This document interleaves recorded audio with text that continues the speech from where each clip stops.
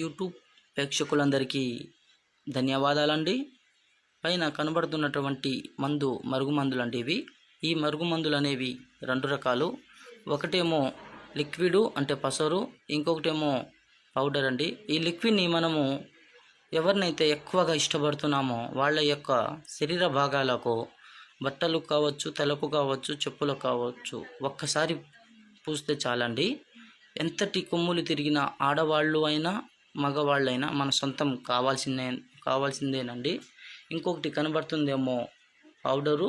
ఈ పౌడర్ని మనము వాళ్ళు తినే ఆహారంలో, అన్నంలో కావచ్చు, కర్రీస్లో కావచ్చు, జ్యూస్లో కావచ్చు, స్వీట్స్లో కావచ్చు, కూల్ డ్రింక్స్లో కావచ్చు, ఒక్కసారి పెట్టిస్తే చాలండి. మనం వద్దన్నా కూడా వాళ్ళు మన వెనకాల 15 రోజులలోనే పిచ్చి కుక్కలాగా తిరుగుతుంటారు. ఈ మరుగుమందు వల్ల ఎటువంటి సైడ్ ఎఫెక్ట్లు అనేవి ఉండవండి.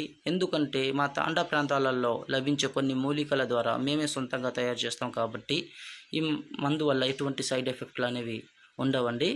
ఈ మరుగుమందుని మనము అత్త కోడల మధ్య గొడవలు ఉన్నా కానీ, భార్యాభర్తల మధ్య గొడవలు ఉన్నా కానీ, ప్రేమికుల మధ్య గొడవలు ఉన్నా కానీ ఒక్కసారి పెడితే చాలండి.